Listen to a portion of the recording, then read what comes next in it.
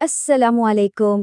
آج ہم ایک بہت ہی خاص سفر پر چلتے ہیں، ایک ایسی رات کو سمجھنے کی کوشش کرتے ہیں جو اسلامی کیلنڈر کی سب سے مقدس رات ہے، لیلۃ القدر۔ تو آئیے مل کر دیکھتے ہیں کہ اس کی نشانیاں کیا ہیں اور اس کے راز کیا ہیں۔ اس رات کی اہمیت اور فضیلت کو سمجھنے کے لیے قرآن کی بس یہ ایک آیت ہی کافی ہے۔ شب قدر 1000 مہینوں سے بہتر ہے۔ آپ سوچیں ذرا، 1000 مہینے! جی ہاں، 1000 مہینوں سے بھی بہتر۔ یعنی آپ یوں سمجھیں کہ اس ایک رات میں کی گئی عبادت 83 سال سے بھی زیادہ کی عبادت پر بھاری ہے۔ اب سمجھ میں آتا ہے کہ کیوں ہر مومن اس رات کو پانے کے لیے اتنا بے چین ہوتا ہے۔ تو سوال یہ ہے کہ بھئی اس رات میں ایسا خاص کیا ہے؟ دیکھیں، یہ کوئی عام رات تو ہے نہیں، یہ وہ رات ہے جب قرآن پاک کا نزول شروع ہوا۔ اسی رات میں آنے والے پورے سال کے فیصلے کیے جاتے ہیں، اور فرشتے اتنی بڑی تعداد میں زمین پر اترتے ہیں کہ اس کا ہم تصور بھی نہیں کر سکتے۔ اور سب سے دلچسپ بات پتہ ہے کیا ہے؟ وہ یہ کہ اللہ نے اس رات کی کچھ نشانیاں بھی رکھی ہیں، کچھ ایسے اشارے جنہیں ہم خود محسوس کر سکتے ہیں۔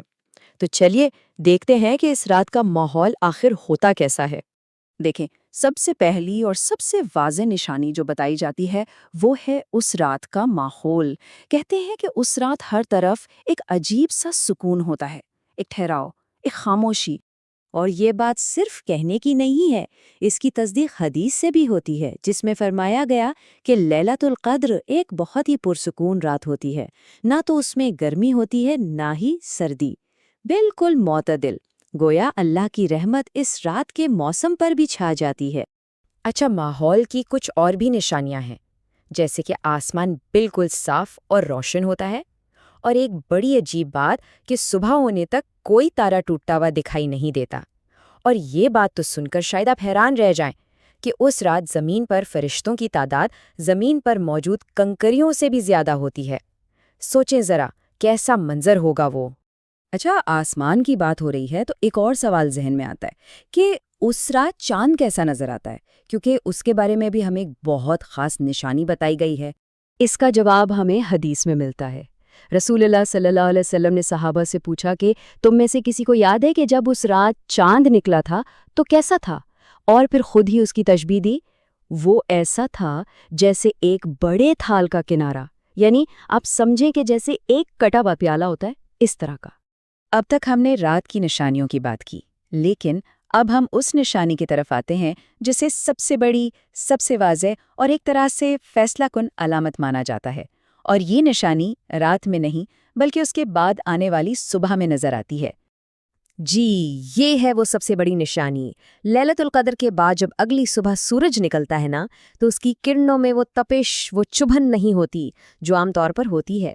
حضرت ابی بن کعب رضی اللہ عنہ، جو اس نشانی پر بہت زور دیتے تھے، وہ بتاتے ہیں کہ رسول اللہ صلی اللہ علیہ وسلم نے فرمایا کہ لیلۃ القدر کی صبح سورج ایسے طلوع ہوتا ہے جیسے کوئی تھالی ہو، یعنی اس کی شعاعیں نہیں ہوتیں، بالکل نرم سفید روشنی۔ ایسا لگتا ہے کہ اس دن اللہ کی رحمت سورج کی تیزی پر بھی پردہ ڈال دیتی ہے، تاکہ یہ دیکھنے والوں کے لیے ایک گواہی بن جائے۔ تو ٹھیک ہے، ہمیں یہ تو پتہ چل گیا کہ نشانیاں کیا ہیں، لیکن اب سب سے اہم سوال کہ ان نشانیوں کو یا اس رات کو تلاش کب اور کہاں کرنا ہے؟ نبی کریم صلی اللہ علیہ وسلم نے ہماری رہنمائی فرمائی ہے اور ہمیں بتایا ہے کہ اس رات کو رمضان کے آخری عشرے میں تلاش کیا جائے، یعنی آخری 10 رات۔ اور اس میں بھی تلاش کو مزید آسان کر دیا گیا ہے۔ کہا گیا ہے کہ آخری 10 راتوں کی طاق راتوں میں سے ڈھونڈو، یعنی 21ویں، 23ویں، 25ویں، 27ویں اور 29ویں رات۔ ویسے کچھ صحابہ جیسے حضرت ابی بن کعب تو قسم کھا کر کہتے تھے کہ یہ 27ویں رات ہی ہے۔ لیکن اس کی کوئی ایک تاریخ مقرر کیوں نہیں کی گئی؟ اس کے پیچھے ایک بہت گہری حکمت ہے۔ اللہ نے اسے پوشیدہ رکھا تاکہ لوگ کسی ایک رات پر تکیہ کر کے نہ بیٹھ جائیں، بلکہ پورے آخری عشرے میں محنت کریں، ہر رات عبادت کریں، ہر رات کو لیلۃ القدر سمجھ کر اس کی تلاش کریں۔ اچھا، اب آتے ہیں سب سے ضروری بات کی طرف۔ دیکھیں، ان نشانیوں کو تلاش کرنا اپنی جگہ، لیکن اس رات کا اصل مقصد کیا ہے؟ کیا صرف نشانیاں دیکھنا ہی کافی ہے؟ نہیں، اصل مقصد ہے عبادت، اللہ سے جوڑنا۔ کیونکہ اصل انعام تو عبادت میں چھپا ہے۔ حدیث میں آتا ہے، جو بھی لیلۃ القدر میں ایمان کے ساتھ اور ثواب کی نیت سے کھڑا ہوا، اس کے پچھلے سارے گناہ معاف کر دیے جاتے ہیں۔ ذرا اس بات کی گہرائی کو سمجھیں۔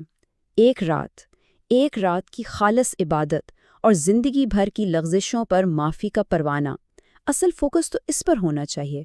تو پھر سوال یہ ہے کہ اس رات میں ہمیں کرنا کیا چاہیے؟ بہت سادہ۔